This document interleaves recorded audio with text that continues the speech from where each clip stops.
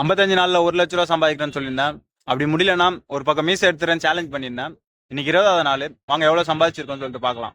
இன்னைக்கு அந்த அளவுக்கு ஆர்டர் பெருசா வெளியில கம்மியா தான் ஓட்டியிருக்கோம். இன்னைக்கு டார்கெட்டும் நம்ம அச்சீவ் பண்ணல. ஊபர்ல 780 ரூபா ஓட்டியிருக்கோம். ரேபிட்டோல 384 ரூபா ஓட்டியிருக்கோம். போர்ட்டர்ல 331 ரூபா ஓட்டியிருக்கோம். ஓலால 127 ரூபா ஓட்டியிருக்கோம். இது எல்லாத்தையுமே கூட்டினா 1622 ரூபா வருது.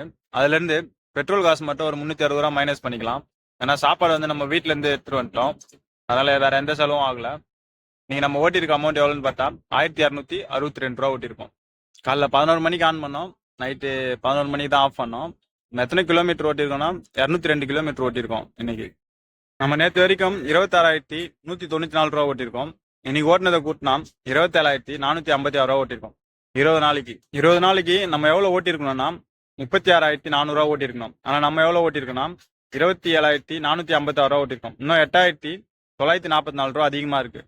இந்த 4 ஆப்புக்காரனை நம்பி சவால் விட்டதுக்கு ஒரு பக்கம் மீசை எடுக்க வச்சிருவான்னு நினைக்கிறேன். கண்டிப்பா இருக்க அமௌண்ட் அதிகமானதே தவிர குறைய மாட்டிருக்கு.